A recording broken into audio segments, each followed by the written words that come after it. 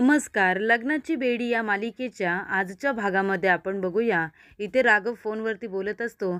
तेवढ्यातच तिथे आयुष येतो आणि उभा राहतो. तेव्हा राघव म्हणतो, "हां आयुष बोल, काय बोलायचं आहे तुला?" तेव्हा आयुष म्हणतो, "सर तुम्हाला कसं काय कळलं?"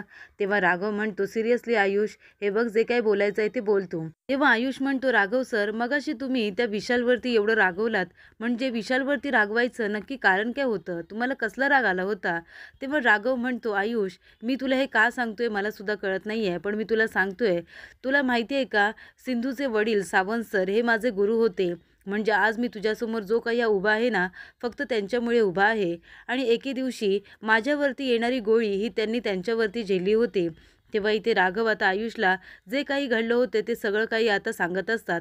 कांता हा किती वाईट गुंडा होता आणि त्याच्यामुळे हे सगळं घडलं होतं ते सुद्धा राघव आता आयुषला सांगतो. आणि जेव्हा सावंत सर जात होते तेव्हा त्यांनी माझ्याकडून एक वचन घेतलं होतं. ते म्हणाले होते की राघव सर, तुम्ही मला एक वचन द्या. तुम्ही माझ्या मुलीची जबाबदारी घ्याल. तिला तुम्ही कधीही एकटं पडू देणार नाही. तिला तुम्ही सांभाळाल. असं वचन सावंत सरांनी माझ्याकडून घेतलं होतं. तेव्हा आयुष म्हणतो, "मग तुम्हाला असं वाटतंय की विशाल आता ते वचन व्यवस्थित पूर्ण करू शकणार नाहीये असं वाटते का तुम्हाला?" तेव्हा राघव म्हणतो, "सिंधूने लग्न केलं नाही केलं काय, पण ती माझी जबाबदारी नेहमीच राहणार आहे." तेव्हा विशाल म्हणत असतो, "पण सर तुम्ही बरोबर बोलताय. तो विशाल आहे ना, सिंधू मॅडमसाठी चांगला नाही आहे. म्हणजे तो खूपच जास्त वाईट आहे." तेव्हा राघव म्हणतो, "मला माहिती आहे. तो सगळ्यांसमोर दाखवायचं नाटक करतोय की तो किती चांगला आहे, पण तो आतून खूपच जास्त वाईट आहे. हे मी लवकरच सिद्ध करेन, पण माझ्याकडे कुठलाही प्रूफ नाही आहे." तेव्हा इथे आयुष म्हणतो, "प्रूफ आहे सर, प्रूफ आहे." आणि तो आपल्या खिशातून ते कानातलं काढतो आणि ते आता राघवच्या हातामध्ये देतो. तर इथे विशाल आता घरी येतो. तर इथे राघव त्याला म्हणालेला असतो की हा विशाल खूपच जास्त केअरलेस आहे. त्याला सिंधूची काळजी नाही आहे. अशी घेणार आहेस का तू सिंधूची काळजी? तेव्हा विशाल आता इथे बॉक्सिंग बॅगवरती आपला राग काढत असतो. तेवढ्यातच तिथे त्याची आई येते आणि त्याच्या खांद्यावरती हात ठेवते. तेव्हा तो तिलासुद्धा फाईट मारायला जातच असतो. तेवढ्यातच त्याची आई म्हणते, "हा मार ना मार, आता मला मार. आता एवढंच बघायचं बाकी राहिले. तुमच्या दोघांची जी काही थेरं चालू आहेत ना, त्याने तर मला लाज वाटतेच. त्याआधी तूच मला मारून टाक."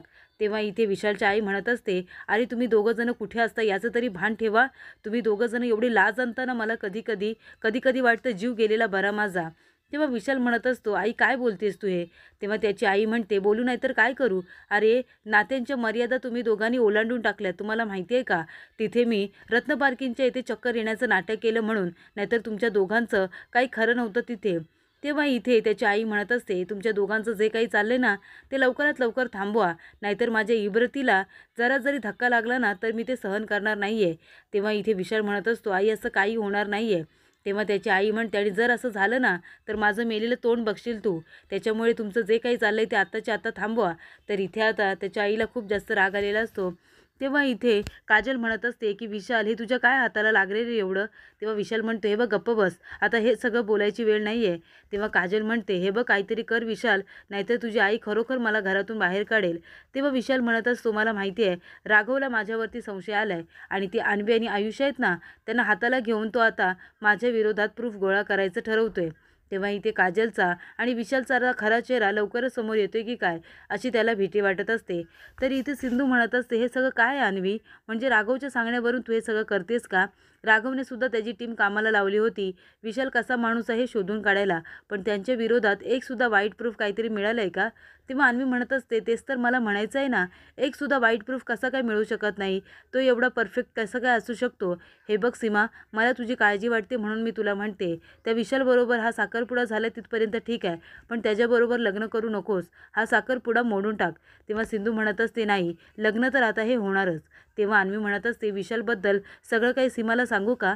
तर इकडे आयुष म्हणत असतो की राघव सर, हे इयरिंग आहे ना, त्या स्टोरूममध्ये आम्हाला सापडलं जिथे तो विशाल गेला होता फोनवरती बोलायला. तिथे त्याची गर्लफ्रेंडसुद्धा होती. आपण सगळेजण जेव्हा बाहेर आलो ना, त्याच्यानंतरला त्याची गर्लफ्रेंड तिथून निघून गेली. हे इयरिंग तिचंच आहे. तेव्हा राघव म्हणतो, "नाही नाही, हे घरातलं कुणाचं आहे का ते आधी बघायला हवं.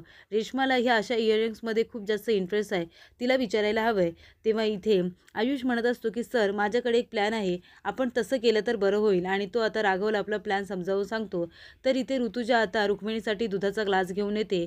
तेव्हा ऋतुजा म्हणत असते की वहिनीसाहेब, तुम्ही आता डोक्याला हात लावून बसू नका, तुम्ही काहीतरी खाऊन घ्या बरं. तेव्हा रुक्मिणी म्हणत असते, बघ ना, जोपर्यंत सिंधूचं लग्न होत नाही तोपर्यंत राघव आणि मधूचा संसार सुखाचा होणार नाही, पण जर सिंधूचं लग्न झालं तर ती सुद्धा जिवंत राहणार नाही असं ऋतुजा म्हणते. तेव्हा रुक्मिणी म्हणते की मोठ्यात मोठी पूजा करावी लागली तरी सुद्धा चालेल, पण सिंधूवरचं हे संकट टळायला हवं. तर इथे आता अन्वी आयुषला फोन करते आणि म्हणत असते, आयुष, हे जे काही चाललंय ना ते चांगलं नाही आहे. अरे तुला माहिती आहे का, मी सीमाला एवढं सांगण्याचा प्रयत्न केला तरीसुद्धा ती त्या विशाल बरोबर लग्न करायचंच म्हणते. हे बघ, मला असं वाटतंय ना, ते विशालचा खरा चेहरा तिला सांगून टाकायला हवे, तसं मी तिच्याशी बोलले. तेव्हा इथे आयुष म्हणत असतो, अगं आत्ताच कशाला सांगितलंस तू, जर राघव सरांना कळलं ना तर त्यांना किती राग येईल तुला माहिती आहे का. तेव्हा अन्वी म्हणत असते, नाही, हे घरामध्ये कुणालाच माहिती नाही आहे, मी फक्त सीमालाच हे त्याच्याबद्दल सांगितलेलं आहे आणि आता आपल्याला फक्त हे फाइंड आउट करायचं आहे की ते इयरिंग नक्की कुणाचं होतं हे आपण शोधून काढायलाच हवं. तिथे रुक्मिणी म्हणत असते, चला लवकर मंदिरामध्ये पूजेची वेळ झालेली आहे, मुहूर्त निघायला नको. तेव्हा राजश्री काकू म्हणत असतात की वहिनी, हा दुखरा पाय घेऊन खरंच मंदिरात जायला हवंय का. तेव्हा रुक्मिणी म्हणते, ही पूजा मी घरातल्या सगळ्यांसाठी करते, आता तू उगाच फाटे फोडू नको, जायचंय म्हणजे जायचंय. ऋतुजा लवकर चल, आपण निघायचं आहे. तेव्हा ऋतुजा धावत पळत येते. राजश्री काकू मधूला म्हणत असतात की मधू, मी आता जरा मंदिरात जाते, हे आणि भाऊजी दोघं जण पेढीवरती गेलेत, मुलं शाळेत गेलेत, तर तू आता घरातली जबाबदारी बघ, तुझ्या एकटीवरती पडायला नको म्हणून मी म्हणते. आणि राघव आता जायला निघेल, त्याला तू सुद्धा चहा देशील का. तेव्हा मधू म्हणते, आई मी देईन त्याला चहा, तुम्ही काळजी करू नका. तेव्हा राजश्री काकू म्हणत असतात, बरं ठीक आहे, तुला जर कसली गरज लागली तर मला फोन कर. तेव्हा रुक्मिणी म्हणत असते, झालं का, सगळ्यांचं सांगून झालं, सगळ्यांची काळजी आहे तुला, थोडी माझीसुद्धा काळजी कर, माझा पाय दुखतोय ना, तर आपण जायचं का जरा मंदिरामध्ये. तेव्हा राजश्री काकू म्हणतात, हो वहिनी चला जाऊया. तर इकडे आता सगळेजण गेल्यानंतर राघवसुद्धा तिथे येतो. तर मधू म्हणत असते की राघव, तुला माहिती आहे का, सगळेजण मंदिरामध्ये पूजेसाठी गेलेत, मी विशाल आणि सिंधूला घरीच बोलावले, त्या दोघांना शॉपिंगला जायचं होतं ना म्हणून. तर इथे मी सिंधूसाठी एक लेहंगासुद्धा घेऊन आले, तिने काही शॉपिंग केलेली नाही आहे, आज संगीत आहे ना. तेव्हा राघव म्हणतो, बघू दे. तर इथे आता तो लेहंगा दाखवल्यानंतर राघव म्हणतो की हा सिंधूला अजिबातच आवडणार नाही आहे. तेवढ्यातच तिथे सिंधू येते. मधू म्हणते, सिंधू तुला हा लेहंगा आवडला का. तेव्हा सिंधू म्हणते की हो, मला खूप आवडला. तेव्हा राघव तिच्याकडे बघायला लागतो. तेवढ्यातच तिथे विशालसुद्धा येतो. तेव्हा मधू म्हणते, विशाल ये ना, बरं झालं तू आलास. आणि ती म्हणते की आता आलाच आहेस तर तुम्ही दोघंजण एकमेकांबरोबर गप्पा मारा, तुम्हाला एकमेकांबरोबर बोलायला वेळसुद्धा मिळालेला नाही आहे. तेव्हा इथे विशाल म्हणत असतो, नाही नको, घरामध्ये कुणीच नाही आहे तर माझं थांबणं हे चुकीचं आहे. आणि तो म्हणतो की सिंधू, हे तुझ्यासाठी आईने गिफ्ट पाठवलं आहे आणि आजच्या संगीताला तुला हेच घालायला सांगितलं आहे. तेव्हा सिंधू म्हणत असते, माझ्यासाठी असे महागडे गिफ्ट घेऊन येऊ जाऊ नका, मला ते आवडत नाही. सॉरी, मी तुम्हाला स्पष्टच बोलते, राग म्हणून घेऊ नका. तेव्हा विशाल म्हणतो, नाही काहीच हरकत नाही आहे. तेव्हा मधू म्हणत असते, विशाल आणि सिंधू तुम्ही दोघंजणं बसता ना इथे, आम्ही दोघंजण आतमध्ये आहोत, तुम्ही गप्पा मारा. तेव्हा विशाल सिंधू दोघंजणं बसतात. तेवढ्यातच मधू येते आणि म्हणत असते, राघव चल आतमध्ये चल, तू मागच्या वेळेला विशालबरोबर खूपच जास्त रूढ वागला होतास, या वेळेला तसं काही करू नको. कॉलनीतील लोक म्हणतात की तुझ्या पहिल्या बायकोचं लग्न होते हे तुला बघवत नाही आहे म्हणून तू असं बोलतोयस. तेव्हा राघव म्हणत असतो, कॉलनीतले लोक बोलतायत की तू बोलतेस हे सगळं. तेव्हा मधू म्हणते, चल ना राघव आतमध्ये चल, त्यांना बोलू दे. तेव्हा राघव आपल्या मनामध्ये म्हणत असतो की विशालची टेस्ट घ्यायची हीच वेळ चांगली आहे, आता मला कळेल की त्याच्या खरं मनामध्ये काय चाललंय ते. तेवढ्यातच मधू येते आणि म्हणते, राघव चल ना, आपण दोघं जण आतमध्ये जाऊया, त्यांना बोलू दे. तर इथे विशाल म्हणत असतो की बघ ना, म्हणजे आपल्या दोघांना एकमेकांबरोबर खरंच बोलायला वेळच मिळालेला नाही आहे, पण कधीकधी आपल्या माणसाला ओळखायला ना एक क्षणसुद्धा पुरेसा असतो आणि कधीकधी आयुष्यभरसुद्धा एकत्र राहिलो ना तरीसुद्धा एकमेकांना ओळखता येत नाही. तेव्हा सिंधू म्हणते की अगदी बरोबर. तेव्हा विशाल म्हणतो की बघ ना, आता तुला हे महागडं गिफ्ट नको आहे, पण मी तुझ्यासाठी एक स्वस्त आणि मस्त गिफ्ट आणले. आणि तो आपल्या खिशातून गजरा काढतो आणि सिंधूला दाखवतो. तेव्हा सिंधू त्या गजराकडे बघतच राहते आणि खूपच जास्त इमोशनल होते. तर पुढील भागामध्ये आपण बघूया, इथे मधू सिंधूला म्हणत असते, मला तुझं तोंडसुद्धा बघायचं नाही आहे, एकदाचं त्या विशालबरोबर लग्न कर आणि इथून निघून जा.